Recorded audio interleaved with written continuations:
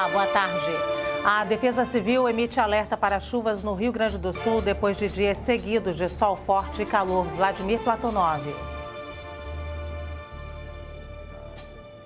Veranico de outono já tem data para acabar. Neste final de semana, gaúchos terão chuva novamente.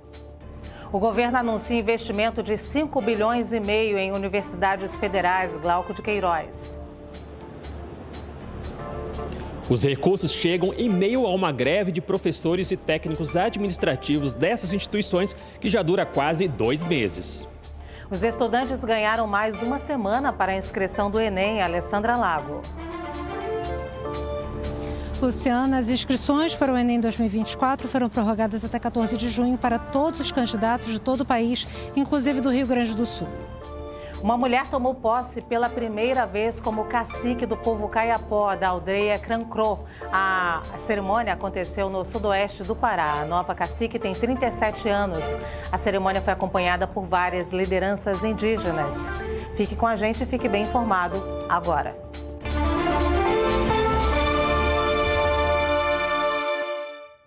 Após dias de calor e tempo firme, pode voltar a chover no Rio Grande do Sul a partir de sexta-feira, com o avanço de uma frente fria. A instabilidade causa apreensão no povo gaúcho, que ainda se recupera da tragédia que atingiu o estado. Começamos a edição de hoje, então, indo direto a Porto Alegre, com informações do repórter Vladimir Platonov. Oi, Vlad, boa tarde, bem-vindo. Boa tarde, Luciana, a todos e a todas. É como você disse, o veranico está se despedindo aqui dos gaúchos. Nós tivemos dias de muito sol, dias quentes com temperaturas de até 30 graus e a previsão, segundo a empresa de meteorologia Metsul, é que para este final de semana, principalmente para o sábado, nós já tenhamos chuva, não só aqui na capital gaúcha, mas em toda a região metropolitana. Não deverá ser uma chuva muito forte, como nós tivemos em maio, mas é uma preocupação a mais para os gaúchos. Esses dias ensolarados foram bons para os gaúchos limparem suas casas e também os comerciantes, como aqui atrás de mim no mercado público, puderam limpar suas bancas e o mercado deverá reabrir já na próxima semana no segundo andar e como um todo deverá estar reaberto em julho. Nós fizemos uma outra reportagem aqui em Porto Alegre sobre o que fazer com os milhares de cachorrinhos e animais que foram resgatados durante a enchente. Vamos assistir. Eles foram retirados das águas, perderam suas famílias e agora estão sem casa para morar. Segundo o balanço da Defesa Civil do Rio Grande do Sul, cerca de 12 mil animais foram resgatados desde o início das inundações. Centenas estão em abrigos provisórios, cuidados por voluntários. Este espaço, que funciona no estacionamento de um shopping na zona sul da capital, recebe apenas os animaizinhos doentes ou com algum problema de saúde. Os animais que chegam até nós são de situações bem críticas. Animais com problemas de baço, problemas no rim, animais com fraturas expostas, entre outras situações assim bem críticas. O que fazer com milhares de bichinhos resgatados na enchente e que agora precisam de um lar, temporário ou permanente? É uma questão que a sociedade gaúcha e o poder público precisam responder. Muitos abandonados, outros não vão retornar para suas casas. Então é bem preocupante isso para nós também, porque a gente não está falando de 100 animais, a gente está falando de muitos animais. A iniciativa da criação de um hospital veterinário foi deste voluntário, que atuou desde os primeiros dias junto à usina do gasômetro, que se tornou um ponto de chegada de animais resgatados. Isso não vai acabar daqui a um mês, não vai acabar daqui a 2 meses, daqui a 2 anos talvez. Então é muito importante que comece a se avançar as conversas com o poder público para construir lugares, adequar lugares para hospedar esses animais nos próximos anos, né? Essa preocupação com o destino dos pets está mobilizando pessoas fora do Rio Grande do Sul. Em São Paulo, 59 cães e gatos foram adotados ontem em uma feira de adoção na zona sul da capital. Os animais haviam sido resgatados nas enchentes do Rio Grande do Sul. Muitos deles viviam em ONGs gaúchas que sofreram com as chuvas e estavam em abrigos improvisados e precários. O evento foi promovido pelo Instituto Luiz Amel, que nos próximos dias deve organizar uma nova feira de adoção. Voltando a Porto Alegre, foram retiradas 9 aeronaves que ficaram ilhadas no aeroporto Salgado Filho por causa das enchentes. A operação especial foi montada em coordenação com o Departamento de Controle do Espaço Aéreo, operadores aéreos e a concessionária do Salgado Filho, a Fraport Brasil. A operação para a retirada dos aviões que ficaram presos no alagamento do aeroporto Salgado Filho aconteceu no fim de semana. Tiveram autorização de decolagem 9 de um total de 47 aeronaves. A imagem do aeroporto coberto de água foi uma das mais simbólicas das enchentes que atingiram o Rio Grande do Sul. O local está com operação suspensa desde o dia 3 de maio. Na semana passada, a concessionária também começou a fazer a limpeza do espaço. Além da retirada de entulhos e detritos, foram iniciados os testes para a avaliação da resistência do solo. Um processo que deve demorar 45 dias. Segundo a ANAC, só depois dessa etapa será possível afirmar quais foram os impactos causados pelo acúmulo de água. A reabertura do aeroporto Salgado Filho depende do resultado de todas as avaliações técnicas e das respectivas obras de reconstrução necessárias. A expectativa da concessionária Fraport Brasil é de que as operações sejam retomadas no fim do ano. Os estudantes que vão fazer o Enem, o Exame Nacional do Ensino Médio, ganharam mais uma semana para se inscrever. Inicialmente, o prazo era sexta-feira da semana passada. A repórter Alessandra Lago tem mais informações ao vivo para a gente. Oi, Alessandra, boa tarde, bem-vinda. Oi, Luciana, isso mesmo. Boa tarde para você, boa tarde a todos. O prazo para inscrição para o Enem 2024 foi prorrogado até o dia 14 de junho para todo o país, inclusive para os estudantes do Rio Grande do Sul. As solicitações de atendimento especializado e tratamento por nome social também vão até o dia 14 de junho e o pagamento da taxa de inscrição até o dia 19 de junho. As provas do Enem vão ser aplicadas nos dias 3 e 10 de novembro em todo o país. O candidato pode acessar o site gov.br/inep. É preciso acessar a página do participante com o login gov.br. A taxa de inscrição custa R$ 85,00. Lembrando que quem está concluindo o ensino médio na rede pública tem isenção na taxa de inscrição e, no caso dos estudantes do Rio Grande do Sul, todos estão isentos. Luciana, o Enem se tornou a principal porta de entrada para o ensino superior no Brasil. Instituições públicas e privadas utilizam o exame para a seleção de candidatos e, além do Brasil, instituições de Portugal usam o exame para a seleção, as instituições que têm parceria com o INEP. A gente volta com você. Muito obrigada, Alessandra. E o presidente Lula e o ministro da Educação, Camilo Santana, se reuniram nesta manhã com reitores de universidades e institutos federais e anunciaram investimentos para o setor de ensino superior. O encontro faz parte das negociações para o fim da greve de professores e servidores. O Glauco de Queiroz tem mais informações para a gente ao vivo. Oi, Glauco, boa tarde, bem-vindo. Olá, Luciana, boa tarde para você, boa tarde a todos.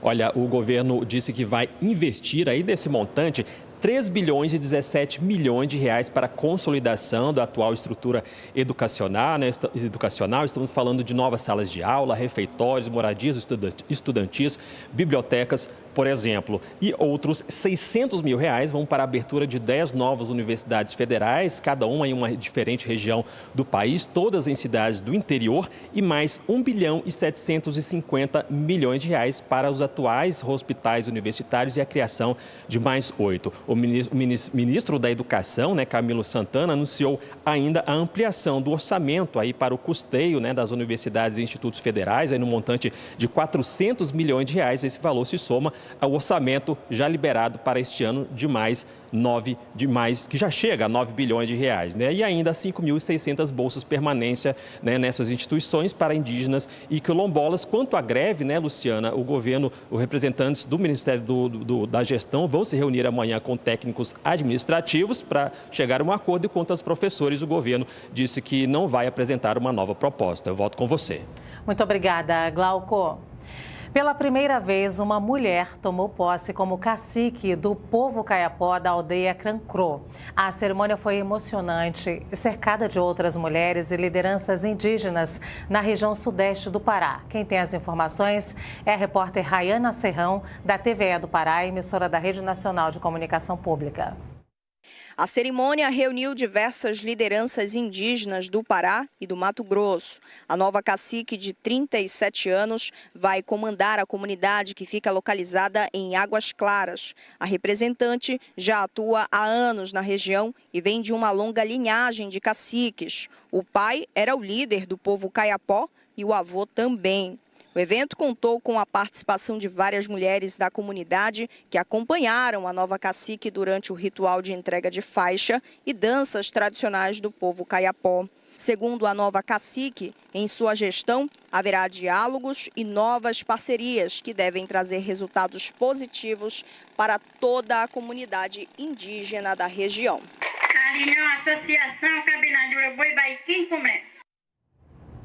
Fortaleza vai receber um encontro preparatório para a reunião de cúpula do G20, que vai ser realizada em novembro, no Rio de Janeiro. E representantes dos países que fazem parte do bloco debatem o futuro das finanças globais até quarta-feira, na capital cearense. O repórter Elmar Lima tem detalhes para a gente ao vivo. Oi, Elmar, boa tarde, bem-vindo. Oi, Luciana, muito boa tarde para você, boa tarde a todos que nos acompanham. O grupo de trabalho do G20 Trilha das Finanças debate o desenvolvimento sustentável dos bancos de desenvolvimento multilaterais. Até quarta-feira, esse encontro acontece aqui no Ceará, no Centro de Eventos Cearense, e conta aí com participantes do G20. São diversos países que são importantes economicamente para todo mundo. O que é que são esses bancos multilaterais que precisam ser fortalecidos? São bancos onde vários estados, vários entes oficiais participam, como o BID, o Banco Interamericano de Desenvolvimento, que conta aí com países da América e também do Caribe.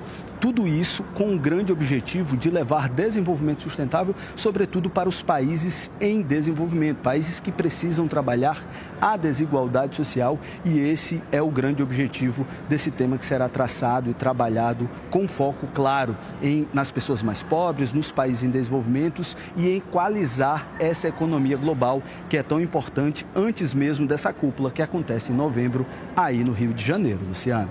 Obrigada, Elmar.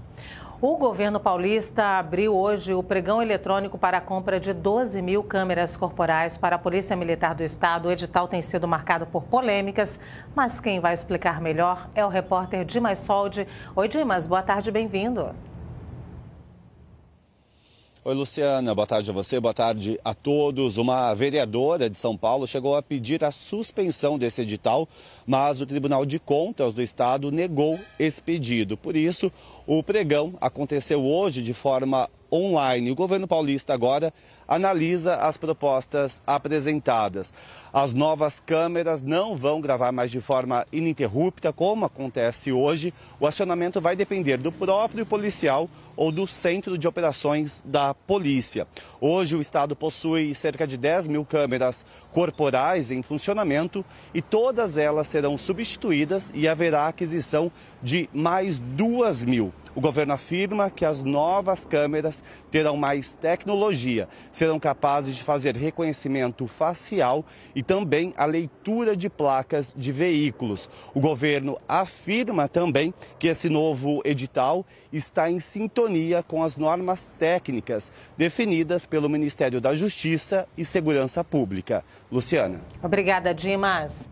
No Rio, a polícia investiga mais um assassinato supostamente ligado à máfia do jogo do bicho. O dono de um bar na zona norte da cidade foi morto a tiros à luz do dia em uma emboscada neste domingo. A polícia fluminense investiga a hipótese de o bar ser um ponto disputado pelos banqueiros.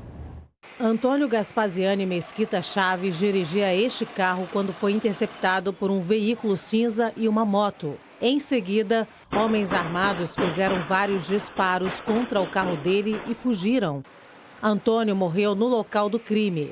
No ano passado, o bar que pertencia a Antônio havia sido alvo de um ataque a tiros. O atentado ocorreu após a tentativa de assassinato do filho de um banqueiro do Bicho. O jogo nesta região do Rio é controlado pela quadrilha de Bernardo Belo, que está foragido há vários meses. Ele é rival do grupo de Adilson Oliveira Coutinho Filho, o Adilcinho, apontado como o chefão da máfia dos cigarros, que atua no estado. A Polícia Civil do Rio está investigando a morte de 6 cachorros e a intoxicação de outros 40 por suspeita de envenenamento. A repórter Cláudia Boiunga tem as informações. A Delegacia de Proteção ao Meio Ambiente é responsável pelo caso. Até o momento, houve o registro da morte de 6 cachorros e intoxicação de 40 na Barra da Tijuca, zona oeste do Rio. Além de realizar diligências, a delegacia aguarda o comparecimento dos tutores dos cachorros. Neste domingo, a empresa de limpeza urbana do Rio fez a lavagem dos canteiros e das calçadas da região onde os cães teriam sido envenenados. A Comissão de Defesa dos Animais da Câmara quer saber quem colocou o produto tóxico nos canteiros, se foi um morador, um funcionário de um condomínio ou uma empresa.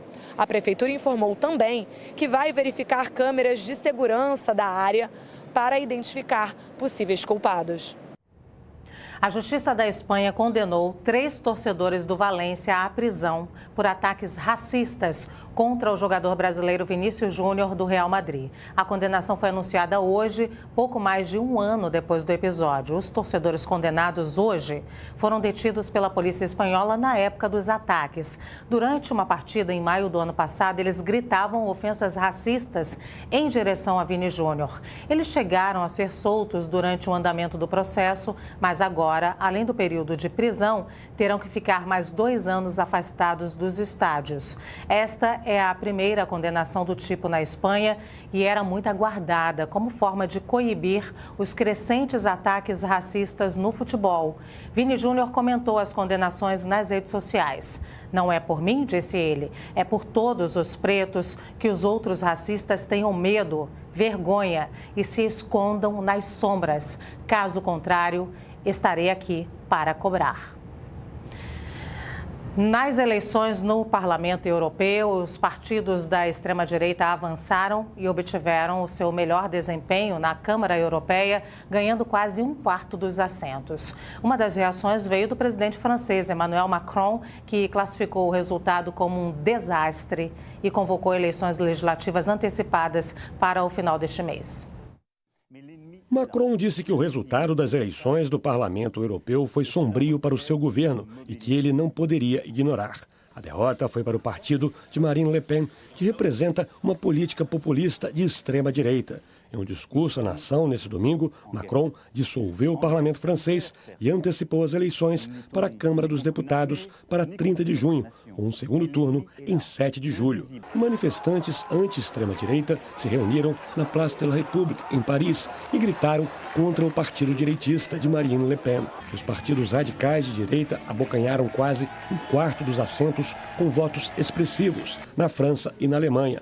Nas eleições, houve a 6ª vitória consecutiva do bloco de centro-direita, o Partido Popular Europeu, mas dessa vez com um grande avanço para a direita. Podem ser esperadas nesse novo parlamento posições mais duras contra a imigração e contra iniciativas que combatem as mudanças climáticas, porque o Bloco Verde do parlamento também sofreu grandes derrotas. Ao todo, os eleitores dos 27 países que compõem a União Europeia elegeram 720 legisladores para o Parlamento Europeu para os próximos 5 anos.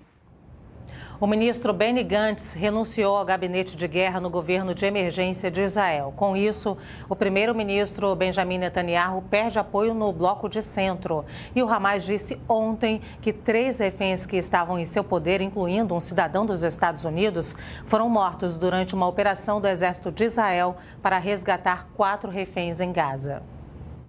Os 4 reféns, 3 homens e uma mulher, foram resgatados nesse sábado em Gaza, através de uma operação especial do Exército de Israel.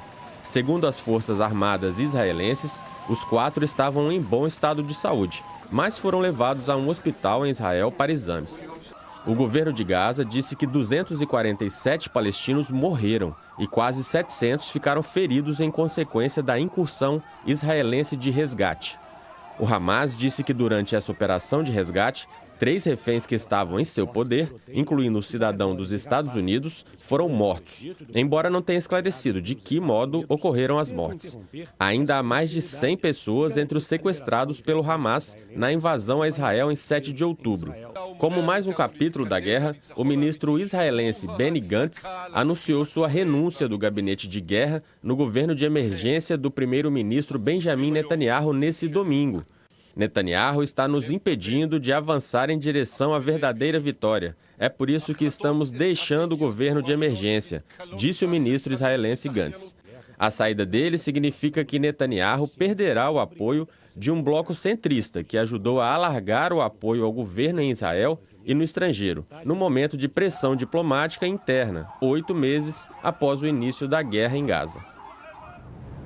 De volta ao Brasil, seguimos agora para o Nordeste. A programação do São João segue forte na semana de Santo Antônio, outro santo. O Marcelo Augusto, da UERN-TV, emissora da Rede Nacional de Comunicação Pública, mostra pra gente a festa em Mossoró, no Rio Grande do Norte.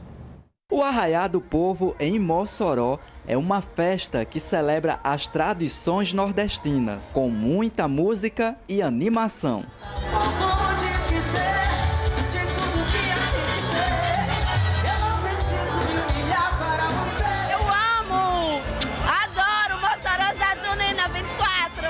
Isso que eu gosto, o São João dessa forma, o São João do povo, com atrações boas como circuito musical e curtir esse clima aqui, apesar de um calor, mas é um calor que dá uma energia muito boa pra gente, então tá sendo incrível, muito bom, vale a pena aproveitar isso aqui.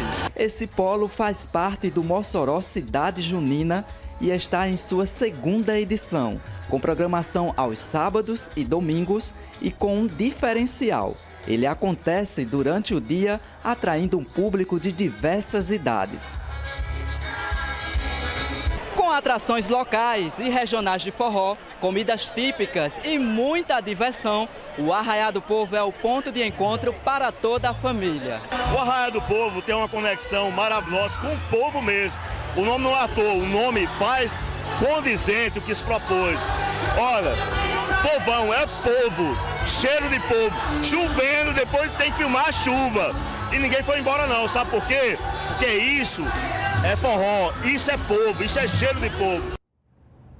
Daqui a pouco tem o futebol, nós vamos até o Ceará saber como foi a festa do Fortaleza, tricampeão da Copa do Nordeste. A gente volta já.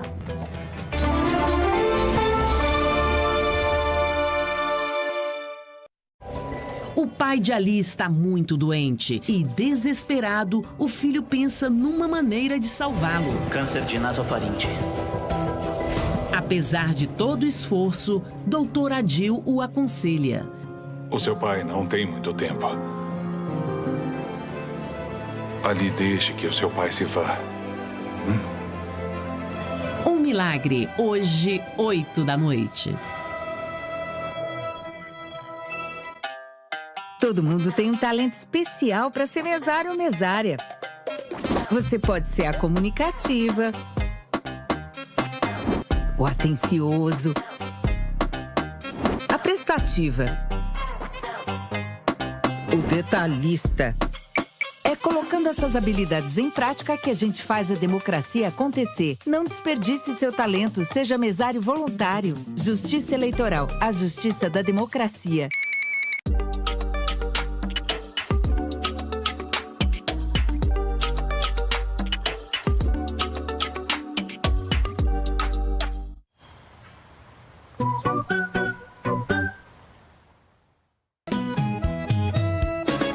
Em junho tem Arraiá Brasil. Vamos curtir as maiores festas de São João do país ao vivo. Começamos em Caruaru, Pernambuco. Anahie! Da Paraíba, a beleza de Campina Grande. A tradição em Mossoró, no Rio Grande do Norte. Os festejos em Salvador e Amargosa, na Bahia. O Balancê em Aracaju, Sergipe. A Lavantu, um show de cultura popular. Em parceria com as TVs afiliadas e veículos EBC. Arraiá Brasil!